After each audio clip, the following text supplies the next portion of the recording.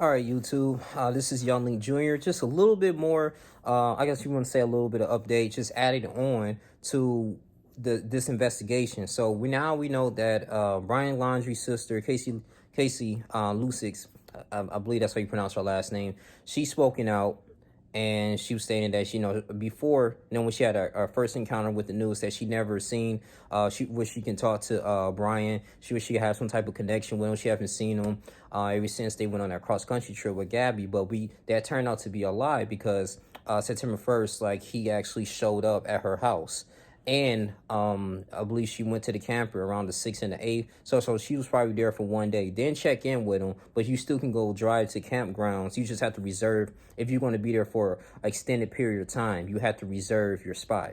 But anybody can go in and visit for like a few hours. And this is really interesting, because she's the only person in that family so far in this investigation that really talk to the news. And you can see Brian Laundrie's parents did not say anything.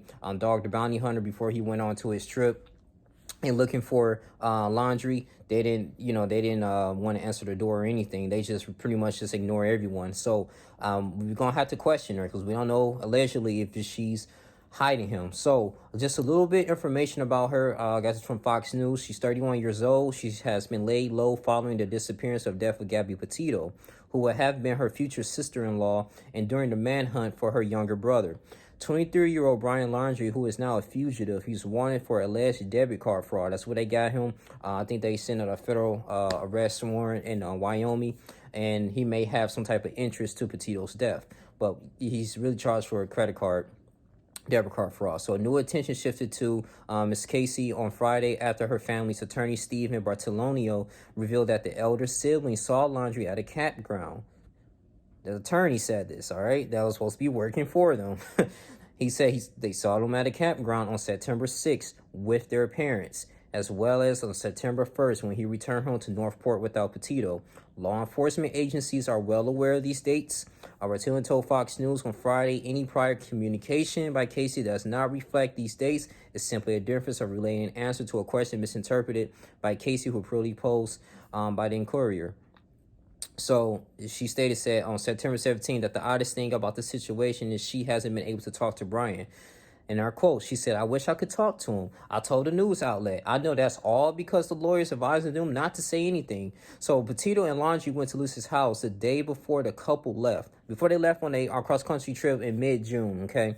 Obviously, me and my family want Gabby to be found safe, she told ABC News on September 17th, 2 days before Petito's remains were found in Wyoming on September 19th. "She is like a sister, and my children love her.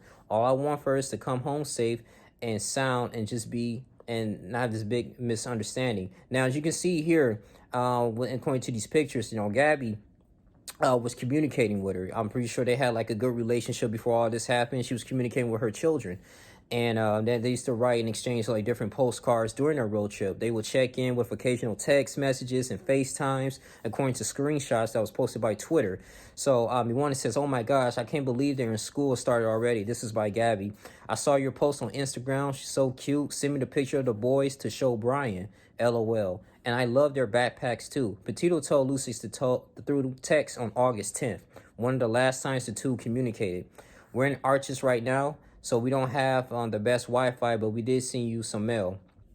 After Petito's remains were found in Wyoming at the Teton National Park, in Wyoming, September 19th, Lucy released a statement with her condolences. "Right now, my husband and I would like to express our condolences and prayers to the Petito family," she said in a statement on September 20th. "Gabby was a fun and loving influence to the boys, as she always referred to them. We will cherish all the time we spent with her." Is originally from Bayport, Long Island, New York. That's where she's from. Gabby, the same town where Laundrie went to high school. She now lives with her husband. Oh, I'm sorry, this Casey. She now lives with her husband. She's 32-year-old Jimmy Luycx, in Lakewood Ranch. Wow, I know exactly where Lakewood Ranch is. That is crazy. Been there, wow. Anyway, which is about 40 miles north of Northport. The couple got married in December 15th at a ceremony in which Laundrie served as a witness in Sarasota County records. Yep. Her husband's originally from Guatemala, and the couple lived in the West Grove, Pennsylvania before Florida. The couple has not responded to multiple requests. So some people think she was hiding, but the crazy part is why, if you know that she's dead, she's gone, you know, they find her remains September 20th, and your brother, he returned home without her in a cross country trip. You know, you didn't hear anything, because I went on her Instagram, I went to Gabby's Instagram, right? So around August 12th, you know, that's when the stuff, you know, they got pulled over in Utah, Moab, Utah, when a gentleman, he witnessed Gabby was in some type of domestic abuse, and that's when, you know, the Utah kind of used their discernment to go ahead and separate them for the night. And you know, in August 27th, you know, they went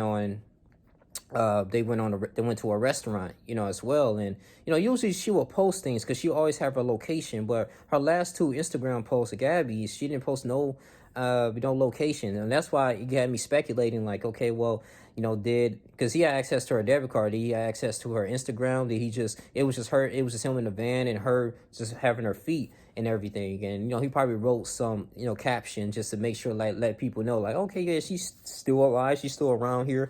But as I zoomed in a little bit closer on that van on her Instagram, you can check this. It's not private. It's very public. Her legs were just there. Like, her legs was just like seeped down. Like, it looked really, really super weird, you know. So it's very peculiar in this.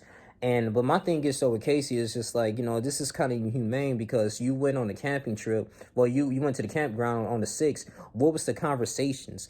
Did you help plan? Like, we need to know what was going on, because this guy is a fugitive, and you're not even helping trying to find him. You know, you're not even talking to the Fox News about anything, like where his whereabouts is. Like, it's really starting to get weird, because I'm thinking, like, what's the point in trying to, you know, find where he is if you already know where he is, where he's at? So, I mean, it's you know, Gabby's mother is very angry right now. I mean, she posted on Twitter saying, hey, go and turn yourself in, Laundrie. He needs to. It's getting really ridiculous, man, in so many levels. Like, someone that you communicated with, you would have been like, okay, well, we need to go find her, or we need to go find Laundrie. You can't, you know, can't contribute to this madness. So we don't know. It's just really sad in so many levels, man. You know, because I will say this too, and I'm gonna go ahead and end this on this, is that if it was supposed to be a family trip, right? If that's what they say, September 6th through the 8th, why you didn't bring the children? Why did you just show up? Why you didn't bring your husband? You know, that's just odd to me. But, you know, hopefully Dog the Bounty Hunter, I know he's working very hard. We can get some more information and find this guy, man. It may take a week or two, but I believe he's still out there alive. If I get any additional information, I'm going ahead and post it in here. But I appreciate you guys just tuning in here, man. Like, comment, subscribe, share this video. Thank you for everyone, man, for just being patient. We're going to go ahead. Hopefully, I think social media, and I want to say shouts out to the people on YouTube that's doing everything they can. I'm getting a lot of stuff on my timeline and everything, interesting perspectives of this case, and seeing a lot of stuff, man, going on. So you guys can check that out, man. But I love you guys, man. I'm out. Deuces.